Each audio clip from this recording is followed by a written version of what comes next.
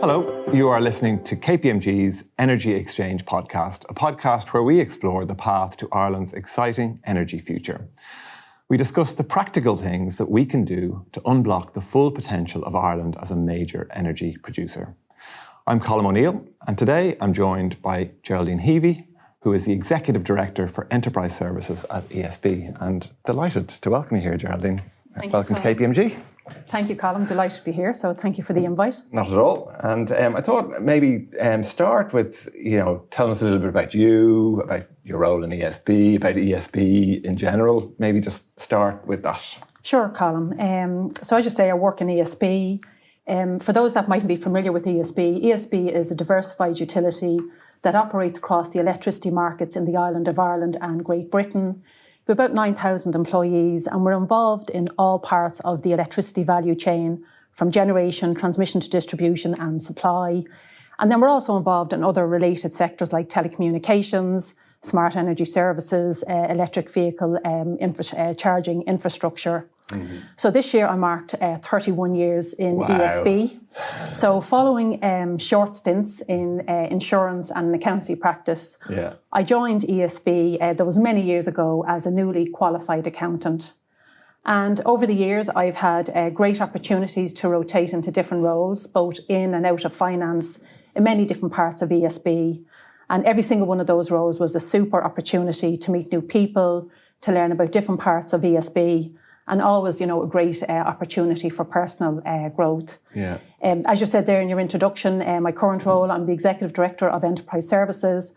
I've been in that role since 2018, and obviously very happy to talk a bit more about Enterprise Services later on. Yeah. A bit about me, I'm from Dublin. I'm married to Maris from Cavan, and we have 3 children ranging from ages 12 to 18. In fact, my daughter only turned 12 earlier this week. Ah, very good. In terms of my own interests, I will say I'm really passionate about health and wellbeing. In fact, I chair ESB's Health and Wellbeing Sponsorship Group. So in my own time, I really love listening to health and wellbeing podcasts while I'm out walking my dog, Odie. And I also love to run. So there's so much in there, Geraldine, if I maybe just look at ESB as the scale of what ESB does and your 31-year career, you could have 5 or 6 careers in ESB with the breadth of what the organisation does.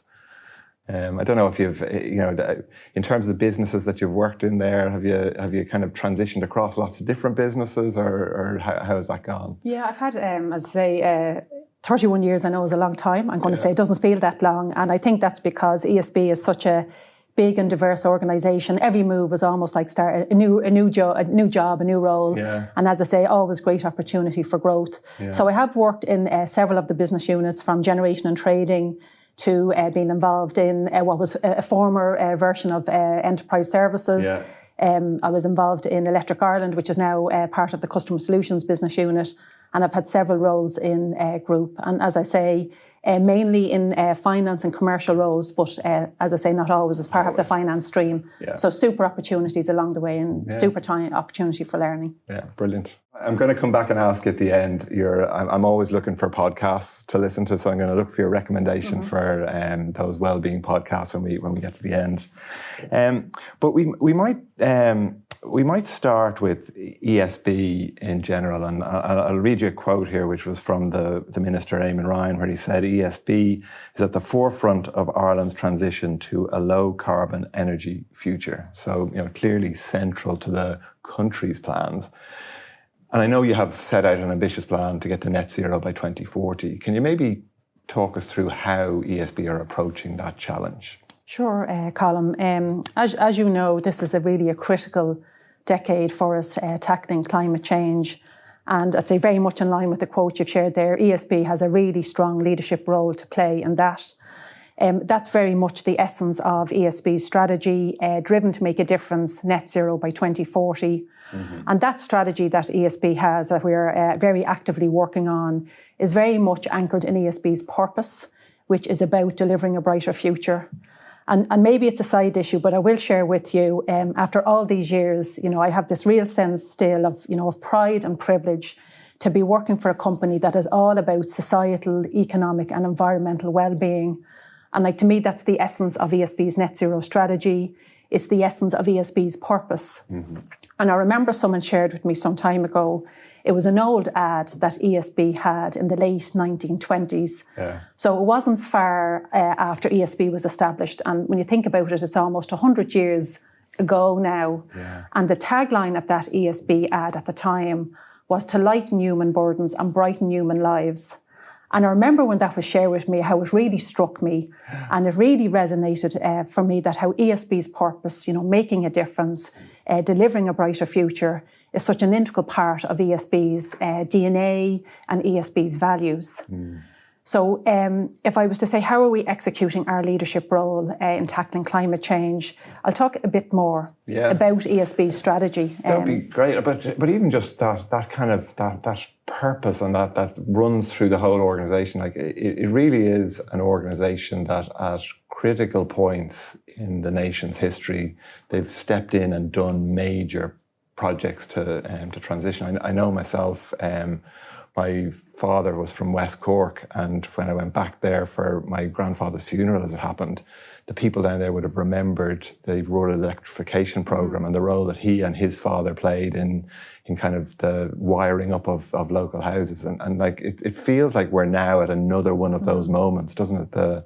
Those seminal moments that ESB are having to step in and really deliver for the country. Absolutely. Given the challenge that tackling climate change is, and like that sense of purpose, in chatting to new joiners to the organisation, and ESB has actively been recruiting over the last number of years. Very, very quickly, people get that. It's almost palpable, that sense of purpose, and people very much appreciating and connecting with ESB's values, which is really super in the context of what we're setting out to achieve for ourselves, which, very much, as I say, I'm very happy to talk about the components of our strategy. Yeah, and maybe if we go through that, you've set out that 2040 strategy, but, big statement. It's kind of what are the things that you're doing underneath that to make that a reality? So loads happening. Significant progress already made, but I'd say also a lot more to do. So ESB's strategy is made up of 3 strategic objectives. So these objectives are, what we are doing and what we're going to continue to do to achieve net zero. The first of those strategic objectives is all about decarbonising electricity. So that is developing and connecting renewables to achieve net zero. And we do have a very ambitious target to achieve, to grow our renewables portfolio from 1 gigawatt today to 5 gigawatts by 2030 and more beyond. So over a 5-fold increase. The second of those strategic objectives is around resilient infrastructure. And that's very much for our 2 networks businesses to make sure we have the resilient networks infrastructure to be able to achieve net zero. So that's to be able to connect the growing amount of renewables onto the system, as well as to really enable the electrification of heat and transport. And then the final strategic objective is all about ESB inspiring, empowering and supporting customers to achieve net zero. And I'd say many different parts of ESB have a role to play in achieving that. For ESB networks, they're well advanced in rolling out the National Smart Metering Programme, over 1.6 million metres installed already. And that's very much going to help customers have greater insights into their electricity usage, how they can get the best use of the green electricity that's being produced. And then for our customer solutions business, they're constantly looking at how to provide smart products and tariffs for customers. They're actively rolling out the electric vehicle public charging infrastructure, and then they're supporting both homes and businesses to be really energy efficient.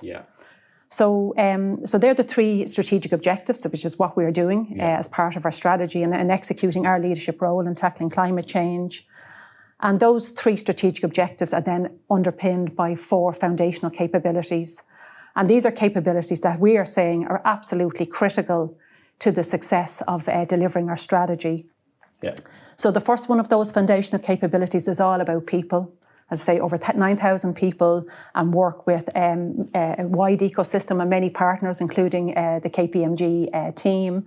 And our ESB people strategy is all about making sure we have the capability in place to deliver our strategy, but very much anchored to, and maybe to what I was saying earlier, very much anchored in ESB's strong values and having an inclusive culture. The second one of those foundational capabilities is about being digital and data driven. So my part of the organisation, Enterprise Services, has a really strong leadership role to play in achieving this. Yeah. And this is about all parts of ESB leveraging digital and data to really deliver brilliant people and customer experiences and to really create and enable, smart infrastructure and products. The third of those 4 foundational capabilities is all about ESB maintaining financial strength. And I would say that is almost the backbone of delivering our strategy. Everything. Maybe it's the accountant in me, but knowing there's such extensive capital investment to be undertaken to deliver NetZero. Yeah. And if you look at last year, in 2023, ESB's capital investment was in excess of 1.7 billion euros. And it is going to sustain at those high levels, as we look forward. Yeah. And then the final one of those 4 foundational capabilities is all about ESB's continuing to step forward on sustainability and being socially responsible. So I'd probably sum up ESB's strategy and then the execution of our leadership role as something that I would say is very ambitious, is very challenging to deliver. Yeah. But I'd also say a really exciting growth strategy and really fantastic to be part of ESB's journey to net zero. Yeah. And in fairness, when you hear anyone from ESB, and Paddy is relentlessly consistent in his positivity around your ability to get there, but at the same time realistic about the scale of the challenge that you're meeting in that regard. Yeah, and we can take confidence in the fact that we have that track record. And huge progress has been already made, notwithstanding the fact, of course, there's a lot more that we and others, because it's not something we'll do on our own, need to achieve. Yeah, and it's kind of like there'll be elements of what you've described there that people will be very familiar with. There'll be, the renewable generation, the wind farms, both on and offshore, and solar panels, and then the transformation of the network. People would see the yellow vans from ESB out around the country, building new infrastructure or repairing infrastructure that's maybe had some problems, and even that role that they would hear the adverts, trying to help people, manage their consumption, and that role. They're probably the very obvious public roles. But the reason I thought it was really interesting to chat to you, Geraldine, is the team that you run don't physically do any of those tasks, but play a really, really important role in ESB and play a really important role in that energy transition. So can you maybe tell us about your enterprise services organisation and maybe the different components and what they do? Sure, I'd be delighted to, Colin. So enterprise services is centres of excellence that provide a wide range of services and processes across ESB Group. And I'd say they are services and processes that are absolutely critical to the operation of ESB, to the performance of ESB, and absolutely critical to strategy delivery. They're really wide-ranging activities, from facilities management to procurement, people operations, finance operations, all things to do with IT, digital, operational excellence, requisition to pay, and that's just to name a few. Yeah. And in executing our role, we do it in really close partnership and collaboration with the other business units. Yeah.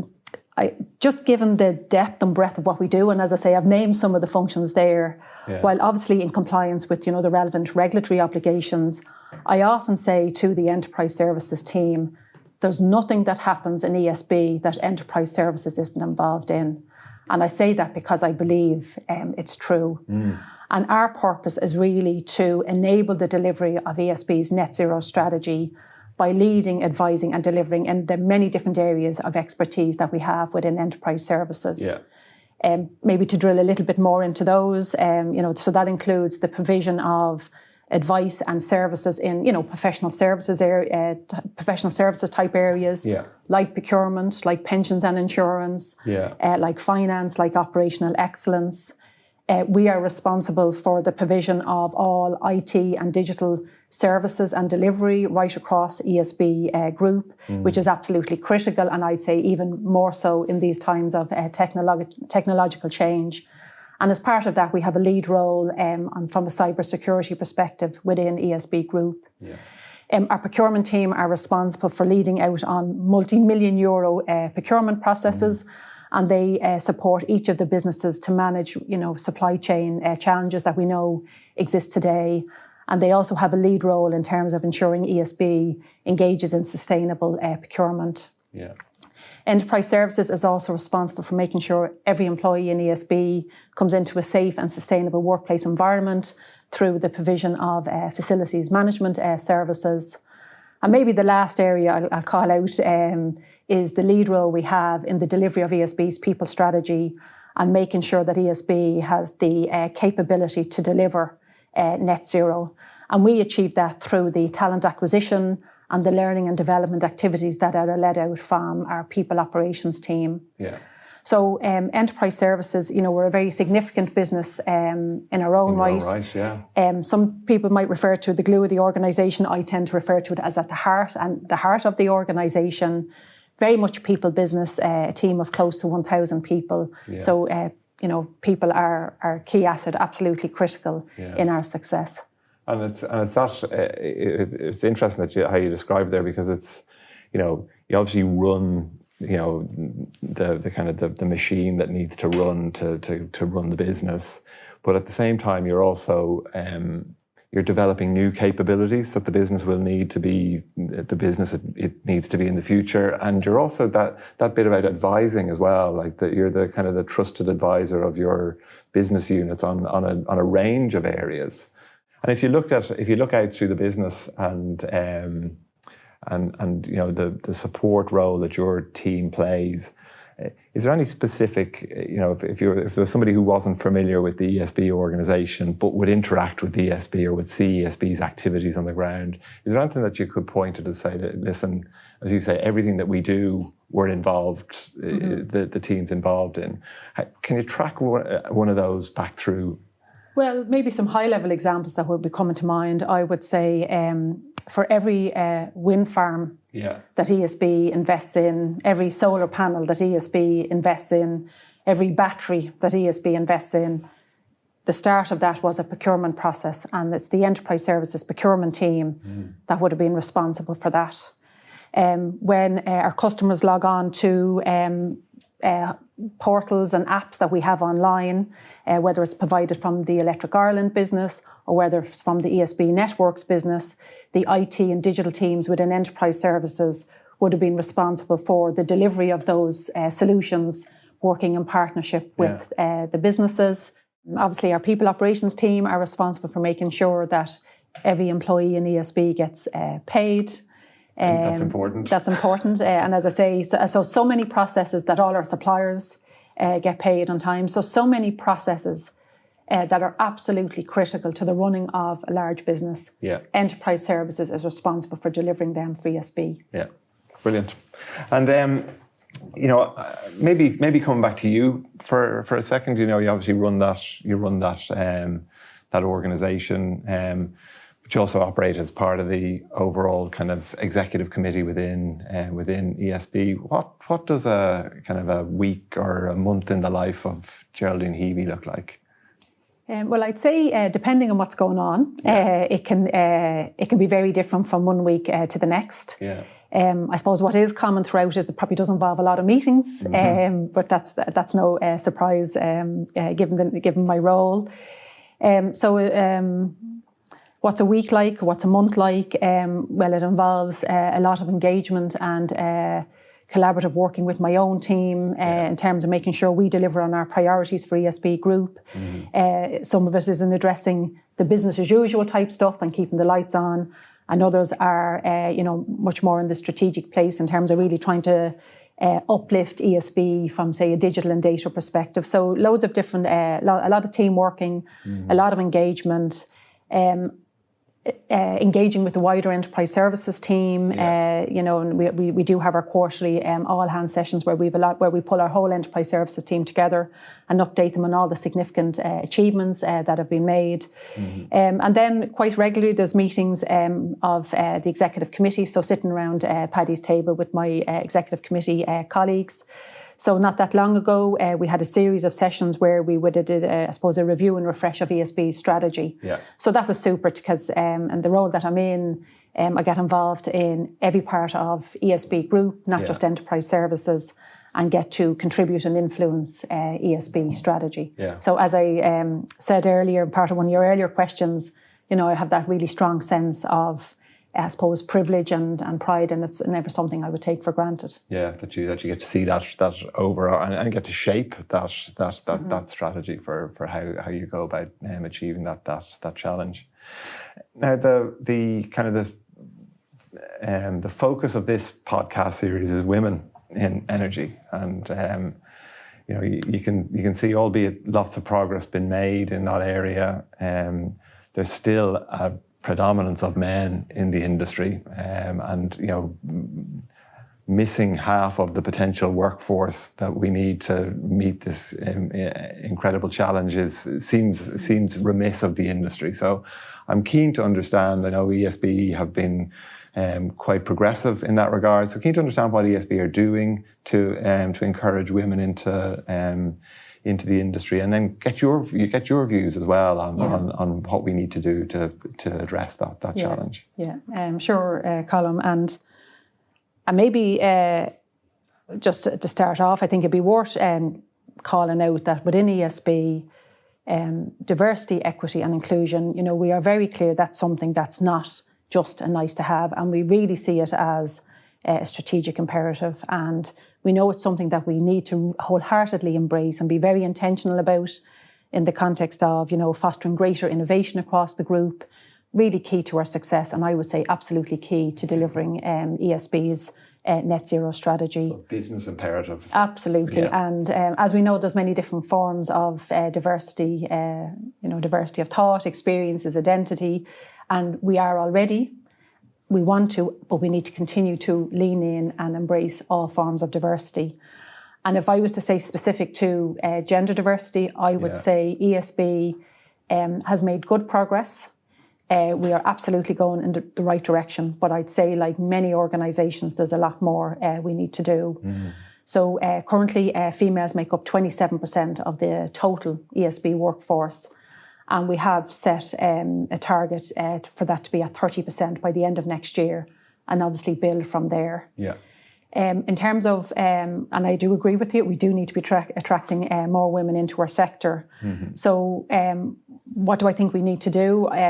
Well, within ESB, I think we need to continue with the great initiatives we have in place and really build on those. Yeah. And if I was to give you a flavour of some of those things that we have in place, so ESB is involved in CWIT, which is Connecting Women in Technology. Mm-hmm. And as part of CWIT, we have participated in their STEM teacher internship programs and in their Teen Turn programs, which is very much focused at transition year students. Yeah. And that gives people the opportunity for first-hand experience to work in STEM roles within ESB. Other initiatives we have in place, so one I'm a sponsor of, it's ESB's, and it has won awards. It's ESB's Managing Successful Parenting Transition Programs, which I often say is quite a mouthful. It is, but it is a program that's available to all parents in ESB to support them along the various stages of the parenting journey. And I suppose as a mother of three myself, I really absolutely can identify and really appreciate the value of such a program and really helping people, I suppose, manage the responsibility they have outside of work while continuing to progress their career. Yeah, and it's been one of the things actually from COVID that a benefit, if I dare mention the term COVID, but a benefit of that time is, I think, workplace has kind of become more familiar with people's home circumstances and more maybe a little more sensitive to some of those demands that people have to deal with. Yeah, completely. And I'd say, like many other organisations, based on our experience during the pandemic, ESB has very much embraced what we call smart working in ESB. Mm-hmm. So we have hybrid working in place where there's days that people are in the office for the in-person connection, but also virtual working. Mm. And I know it's a very important part of ESB's employee value proposition. Yeah. We know it's really valued by employees, and I'd say particularly for women that are working in the organisation. And I know, and maybe earlier on we were talking about kind of a week in my own a week in ESB for me. Yeah. Like I absolutely really, and I do say to people, I'm very much a fan of smart working. I love the variety that comes with maybe working 2 days at home and then the rest of the week in the office. But I very much believe it's all about balance and making sure we get it right for the individual, the team, and the business as well. Yeah. So absolutely, I think smart working and what we're doing in ESB is a huge help to getting women into our company. Some of the other initiatives that we have in Train. So last year we launched a career development program focused on women pathways to success, and that went really well. So this year we're scaling that up and rolling that out across the organisation. Within Enterprise Services, our own IT delivery department are very much involved in a program which is about getting women back to the workplace. So they're involved in this digital SkillNet reboot program. And maybe the last initiative I'll call out is, and you'll be aware of ESB's involvement, say, in ESB Science Blast. And we also do engineer and craft school visits. And, when I think about my own 12-year-old daughter heading into 6th class, and she's absolutely sports mad, and she has this real limitless approach to sports. And I absolutely want her to grow up with that limitless mindset to career. So I really value the fact that ESB has initiatives like Science Blast, like those school visits, to really kind of whet the appetite for the young students today, as they progress through the rest of their schooling years and into college and career and beyond. Yeah. So your kind of your kind of initiatives target the whole spectrum of life for young women or girls and young women coming through.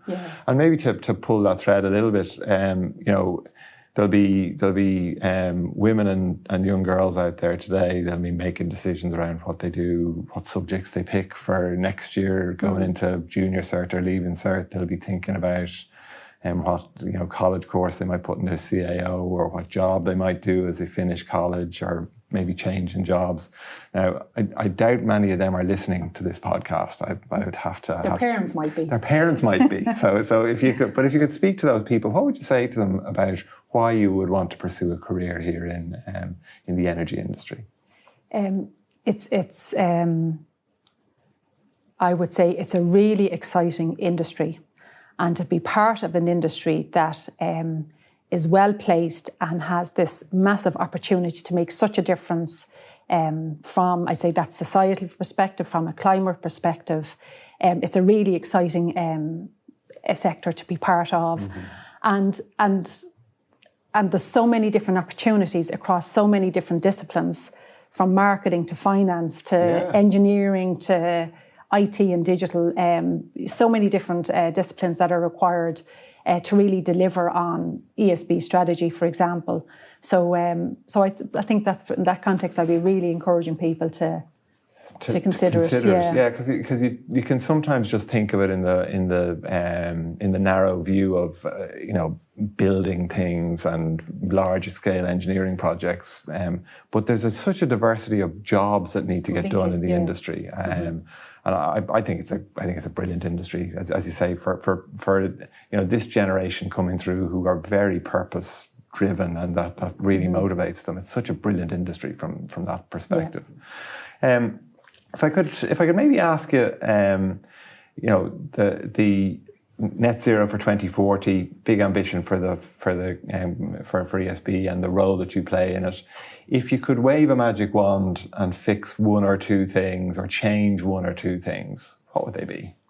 What would they be? Well, what I'd say is it's a massive opportunity, and equally a massive challenge. The pace and the scale of change is so significant.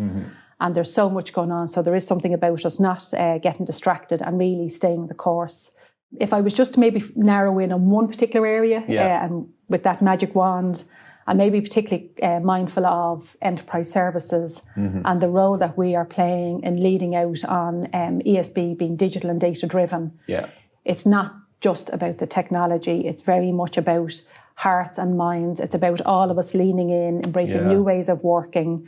So maybe the magic wand would be the achievement of that in a flick of a switch, because it is something that takes constant engaging with people. Yeah, because it's like the technology isn't easy. It's clearly difficult and lots of innovation and creativity to develop it. But it's creating that mindset to work in different ways is what really unlocks that potential. Yeah.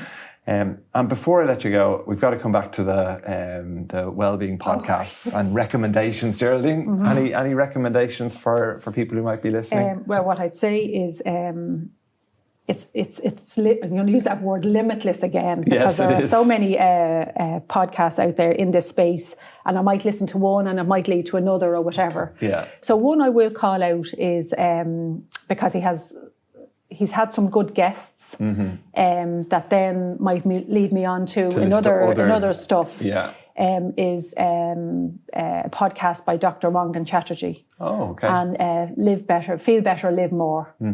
And a lot of good guests, and I've recommended to a lot of my friends, or I'm chatting to people about this space. So if you'd like to check him out. Yeah, I've never heard of that one, so I'm gonna give that one a listen. And I love those ones, as you say, that you listen to the podcast, but it then prompts you to go and follow a thread that leads you down a track, which is great. Listen, Geraldine, thank you so much for joining us here today. You've been listening to KPMG's Energy Exchange podcast, where we discuss the practical things that we can do to unlock the full potential of Ireland as a major energy producer. Thank you.